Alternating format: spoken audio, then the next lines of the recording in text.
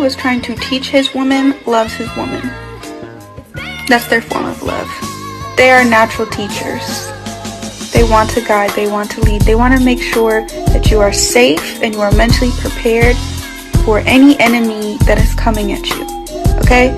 So a lot of women are taking their criticism or taking their direction as a personal attack, when really it's their form of love. Men typically, from my experience, are analyzers. They analyze a person, especially the person they're with. They see your frame of thinking, they see where your weaknesses are, and they want to strengthen you. I'll go even further. When a man cares about a woman, he wants to protect her. And so, knowing how vulnerable she is to potential dangers, to the enemy, to predators, to threats out in the world, he is going to analyze her critical thinking and her mind frame. And if he sees flaws in it, he sees that you are naive in certain areas, he is going to want to fix that. He's going to want to teach you. He's going to want to make you stronger, more mentally aware, so that you're not a target for dangerous people and entities in the world. Okay? That's a good man. And that's one of the deepest forms of love. We try to coddle women is because women are more sensitive. We're more emotional. So you want to make women feel all nice and sweet and don't want to hurt their emotions. So you tell women, oh, you know, you're the prize. Oh, this, that, and the third. But realistically speaking, men are really the prize. You know, and I'm just trying to be realistic as possible. If we just really think about it and use our logical brains, you will really understand that men really are valuable. I just feel like women are the prize because we can choose who we want to be with. The man makes the decision on who he wants to be with ultimately. The man is the one who's going to say, I want you. I want to marry you. A woman is not going to be the one to go up to a man and now say, I want to marry you. We have to wait on the man to come to us. A woman who doesn't listen does not belong in your life. I shall explain. A woman who doesn't take corrections from you, a woman who doesn't take instructions from you, a woman who doesn't take direction from you is dangerous. That woman is condescending and arrogant. She thinks she's doing you a favor by being in a relationship with you. That woman thinks she's better than you, and she deserves to be with someone who's better than you, richer than you, more successful than you. That woman is disrespectful, always arguing with you, always creating unnecessary drama, giving you no peace because she wants to prove a point. That woman is an unfaithful, ungrateful, disloyal, and treacherous.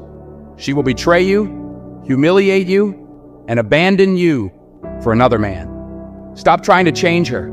That woman will ruin you, upgrade your mind, and learn life lessons in our account.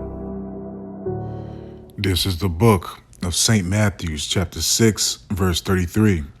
But seek ye the kingdom of the Most High, and his righteousness, and all these things shall be added unto you. Call Holayim La, Abanawa, Yahweh, Bahashim, Yahweh Shai, Bahashim, Rekak, Kwadash. Double honors to the elder apostles and elder bishops of Great Millstone who rule well. Salutations to the Akim out there on the highways and the byways. Salutations to the hopeful elect. Salutations to you speckled birds, you Israelite foreigners. And shalom to the Akwaf, sitting and listening in silence as the scriptures say to do so. St. Matthew chapter 6, verse 33. But seek ye first the kingdom of the Most High and his righteousness, and all these things shall be added unto you.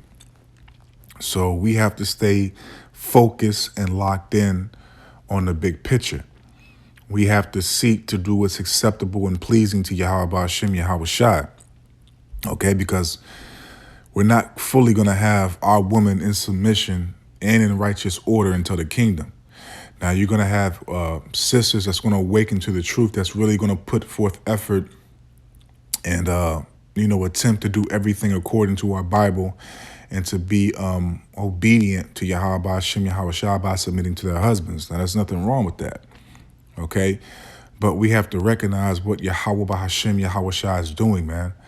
Okay, it's a restoration of our nation literally being cleansed, literally being put back together. Okay, and the Lord is making the men that he has awoken to be precious in the sight of our nation once all hell breaks loose, man. Because, you know, right now we're being mocked, we're being scoffed at, we're being looked at as beneath society. We're being looked at as the issue, when in actual reality, Yahweh Shem Yahweh Shai is purging, okay, that filth, that leaven from off of us. Okay, we're going through the trials and tribulations, through the furnace of adversity, to become more pure every single day. Okay, he is making us more precious than fine gold, man. Okay, because when that day comes, they're going to see a different spirit in the men that have been sacrificing in these days, man. Matter of fact, let's grab that precept that I keep on quoting. Let's go to the book of Isaiah, chapter 13. And, you know, we have to have self-respect and self-worth. And that's also another thing that Yahweh Shem Yahweh Shai is making us realize and making us see. Okay? This is the book of Isaiah, chapter 13, verse 12. I will make a man more precious than fine gold, even a man than the golden wedge of Ophir. Now, that's not just any man. That's not a heathen. That's not an Edomite, an Ishmaelite, a Hamite. No, it's an Israelite. And furthermore, it's not just any Israelite. It's an Israelite that's going to be of the predestinated lot, you know, which we hope to be of. Okay, he's making us more precious than fine gold, man, more precious than anything in the world. Okay, because these women still have the insight that society is going to, bend the knee to their favor. Okay, you know, the judicial system, the slave patrol, all these things cater to women. So they still have, you know, that intellect that they can still receive and get away with things. Okay? These women are not going to realize that this society is falling until they see bloodshed right in front of their face constantly. Okay, and when they see the men of Yahweh Shem Yahweh Shai with a merry heart and a relaxed spirit, because our spirit in those days are going to be different, because the Lord is already putting us through chastisement, trials, tribulation, for us to be built up. Okay, again, Isaiah 13, verse 12, I will make a man more precious than fine gold, even a man than the golden wedge of Ophir. So the Lord is putting us through that, you know, that furnace of adversity, man, for us to become more sanctified, more cleansed, more pure in these days to come, man. Okay, because we're focused on what? Seeking the kingdom. All right. Now, we see that these women realize, you know, what they have been taught here in society is bullshit. You know, you have women realizing that the man is the actual prize and the man's supposed to be regarded and respected. Okay, and they're not talking about no goddamn heathen. They're talking about the men of our nation. All right. And you women have to realize that you have to stay focused and you have to stay in order and in line. This is the book of 1 Timothy, chapter 2, and I'm going to start off at verse 13. For Adam was first formed, then Eve.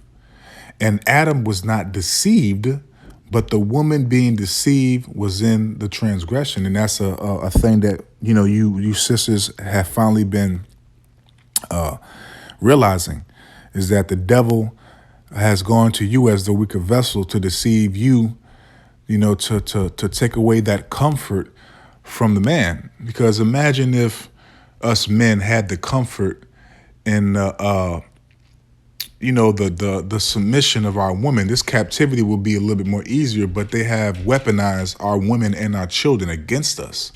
So it brings more vexation. It brings more pain.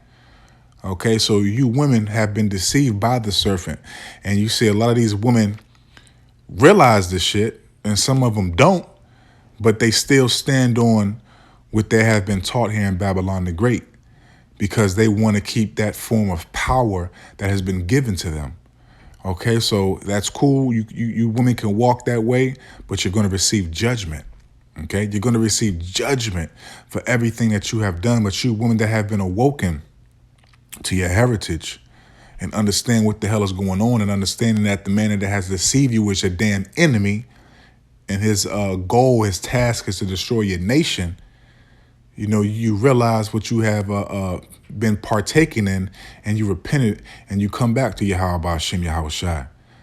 Okay, verse 15, 1 Timothy 2, verse 15. Notwithstanding, she shall be saved in childbearing if they continue in faith and charity and holiness with sobriety. So it's a task that you have to perform. You just can't repent and say that you believe in Yahweh Hashem Yahweh Shai. No, you got to perform actions. Okay, you have to be completely transforming in your mind, man. Because again, it's easy to hear these women be on these platforms, on social media, and all these other things, say certain things. But are they about what they speak? Okay, because we have to realize and figure that a lot of these people, they're going to conform to what people want to hear so they can bring in more Federal Reserve notes. Okay, now I've seen plenty of videos of women saying things that men want to hear, and men watch the videos, comment, and everything else, and the women literally say that you have made me such and such amount of money this month off this one video, and that's what it's all about. It's lip service, okay? Just so you can hear what you want to hear. And they have used, your desires against you, man. Okay, and you men literally don't see the bigger picture, which we do. And these women, regardless if you see Salakia, them on these podcasts, on these red pill shows, whatever the case may be, and you see these men like Myron, Fresh and Fit, cutting these women and everything else. Hey, look, man, regardless of that, these women are not stupid. They're not stupid. Okay, the Israelite woman is smart. Okay, they're not dumb. Point blank, period, man. But they are going to realize that they're not going to have a covering in the very near future. They're not going to be protected, especially from the men of our nation, because the men of our nation have literally given up on the women of our nation, man. And which is understandable, man. Very, very understandable. This is the book of Isaiah, chapter 32, verse 2. And a man, okay, and again, not just any man, not an Edomite, not an Ishmaelite, not an Ammonite, not a Moabite, an Israelite, and not just any regular Israelite, not a 2/3, an Israelite that has been sacrificing and doing and being obedient as Yahweh Bahashem Yahweh Shai has called him to do so. Okay, and a man, an Israelite man of the elect, which we hope and pray to be, shall be as in hiding place from the wind, from the trials, the tribulation, the affliction, the havoc, okay, the chaos, the mayhem, all these things that Yahweh Bashim Yahweh Shai is going to bring forth upon the earth, man. Okay, because this place is wicked. It's corrupted. It's completely polluted with the philosophies, the traits, the customs of Esau, Edom, man, which our people cleave to, man. Okay, which you women are finally realizing some things, but in actual reality, for some of you women, it's too damn late. You're just going to have to suffer and endure your judgment. And take, as they say, accountability, which a lot of you women don't want to. And a man shall be as in a hiding place from the wind, in a covert from the tempest, as rivers of water in a dry place, as the shadow of a great rock in a weary land, because it's going to get weary out here. Okay, the mirth, the partying, the celebration, having a merry heart is cease.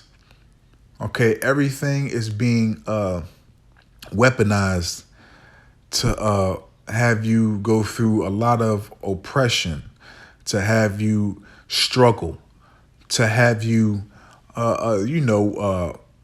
not be comfortable as you was before. The food is the inflation on the food. You got pestilence emerging more and more. You got a lot of stuff happening right now that's basically against you, okay? Because you Israelites are damn sure not a part of the so-called self-proclaimed white man's agenda, man. Okay, and you're going to have to you're going to have to, live out your judgment. Okay, because again, you people love this world. You people love everything that this society produces, man. Okay. Let me see. Just had that precept. Okay, what is that? 1 John chapter 2, verse 15. Love not the world, neither the things that are in the world. If any man love the world, the love of the Father is not in him. And see, the things of this world are not righteous. The things of this world are not leading you to salvation. The things of this world is not teaching you to be connected, to reverence, to be obedient, to bow the knees, to be in submission to Yahweh Ba'ashem Yahweh Shai. It teaches you to disconnect from the Lord. It teaches you to be self-willed. It teaches you to be disrespectful, to disregard Yahweh Ba'ashem Yahweh Shai. And again, it has attacked and cleaved onto you women. And now you have women realizing this man's agenda, his game plan, and actually seeking to submit to Yahweh Ba'ashem Yahweh Shai by submitting to the man. You have women realizing that, that I'm the prize, that feminist bullshit was all a game, was all to destroy our nation, man. Okay, and you still have women, okay, just like in this clip right here that you're seeing right now, that still believe that they're the prize. If women are the prize, then why do women outnumber men? Why, how come Yahweh Ba'ashem Yahweh Shai didn't wake up women to be his prophets? How come Yahweh Ba'ashem Yahweh Shai has not put women in the position of men? I can just confess many reasons why the woman is not the prize. Okay, but you beloved sisters know why. You see why. And it's not to say that you women don't have a beautiful position. You do. Just like the Israelite man is the top man in the world, the Israelite woman is the top woman in the world. We're above all nations, man. Okay, these heathen women are going to be looking at you Israelite women on how to be women and how to govern their household and how to raise their families in the future, man. Okay? You women that are actually attempting and doing the best of your ability to follow the customs, the laws, the statutes, the guidelines, the instructions of Yahweh Ba'ashem Yahweh Shai are going to be with men that have a name. Because you must not forget, every man that's out here putting his hand to the plow, that's out here sacrificing, is working to be a part of that 144,000 governing body, man. So you women must attempt to continue, which we're not perfect. We're not perfect. Okay? But you cannot love things in the world. So let's clip that and let's close out here. The point is made. I don't need to go any longer. Let's go to the book of I think that's Sirach 26. And, just to keep a reminder to you men too, man, have some self-worth, some self-respect. And you beloved sisters that are in this truth, man, stay focused. Stay focused. This is Sirach 26, verse 13. The grace of a wife delighteth her husband, and her discretion will fatten his bones. Now, let's look at that word discretion real quick. I don't know if I looked it up before, but it's a beautiful meaning to it. It's very, very important. Okay, discretion. Discretion.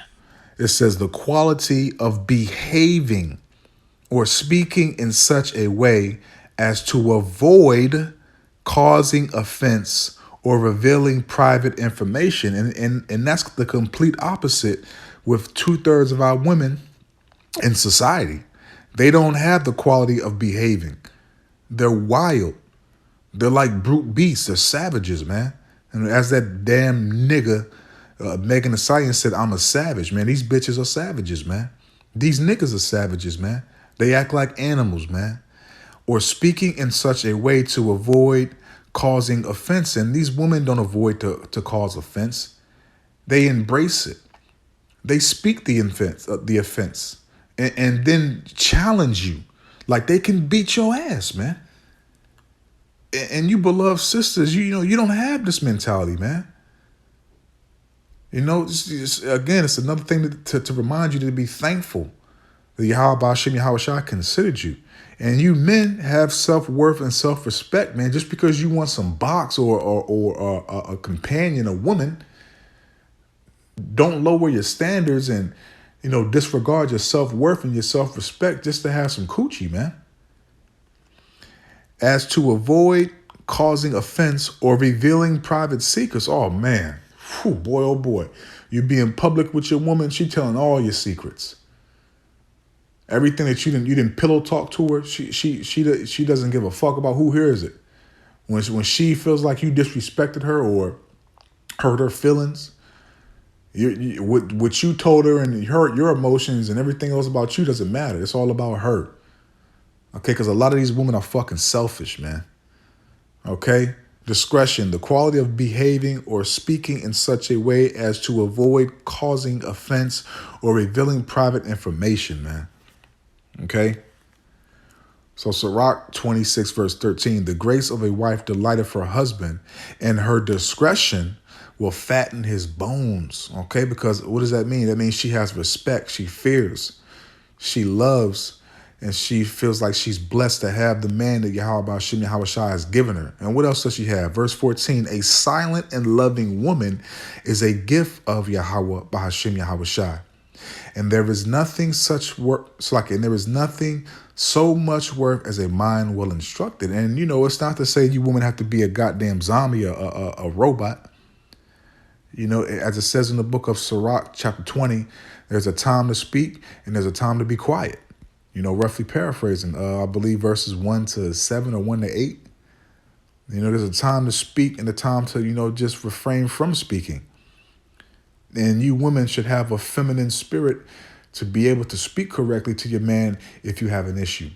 And you women don't even realize that to be feminine, to be, you know, soft-spoken and all that is a superpower for you women, man. You get anything you want if you come to your husband feminine, soft-spoken, and respectable, man. Okay? And your mind is going to be well instructed because you're being edified and, again, informed and enlightened by our Bible, by the words of Yahweh Hashem Yahweh Shai. So you know how to be a lady. Just like an Israelite man that's come back into this truth, he knows how to be a man. He's actually a man right now. And you women are actually women because you're learning. Verse 15, a shamefaced and faithful woman is a double grace, and her content mind cannot be valued because your mind is not like the mind of these women in the world. Your mind has been cleansed, sanctified, purged from wickedness. You understand your true role and you accept it. And again, just because, you know, you don't have the role that you desired in the world, you understand that the role that you have is still special. It's still valuable. It still has to be amongst the nation. Okay?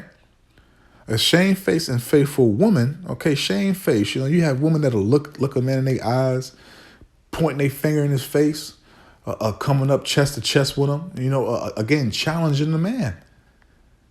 Okay? And faithful, okay, not open, not just being, you know, faithful to a man, you know, laying down another man, but you have to be faithful to him in mind too. You can't disrespect your man. You can't go against your man. Okay, if he's making a decision for the family that's going to benefit the family, you can't, you know, go against it. Okay? And it's not to say that you can't, let your man know something and this and that, but yeah, you got to stay in line, man. Salakia. Verse 16, as the sun when it ariseth in the high heaven, so is the beauty of a good wife in the ordering of her house. Okay, because you're in line. Okay, as it says, those that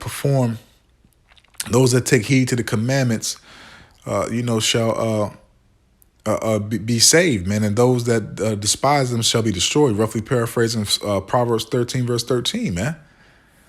Okay, so a wife that, is conforming to our customs and then, submitting to Yahweh by Hashem, Yahweh Shai, by submitting to her husband is a beautiful thing, man. That's a part of a good wife, man. So, I'm going to leave it right there, man. Just a reminder to you, Akim, and you, Akwaf, man. You men have self-worth, self-respect for yourself. And you women stay focused, man. You're blessed. You're blessed, man. Stay focused, man. Okay? So I'm going to leave it right there, man. I don't want to rock this out. Hoping I pray that this is edifying, uplifting, and informative to the truth and say Akim wa Akwaf. So with that, I'm just going to say, Call Holayim La, Abanawa Yahweh Bahashim, Yahweh Shai, Bahashim, Rakak Wadash, Watha Wada, Yahweh Bahashim, Yahweh Shai, Bahashim, Rakak Wadash, for putting the spirit on me, my elder apostles, elder bishops, elders, brothers on down, for doing these epistles to enlighten you, to inform you, to edify you, and uplift you to the power and spirit and words of Yahweh, Bahashim, Yahweh Shai. May the blessing and election and protection be upon you and your household. Adawan Ratazah, until the next one. So with that, I'm just going to say, Shalom.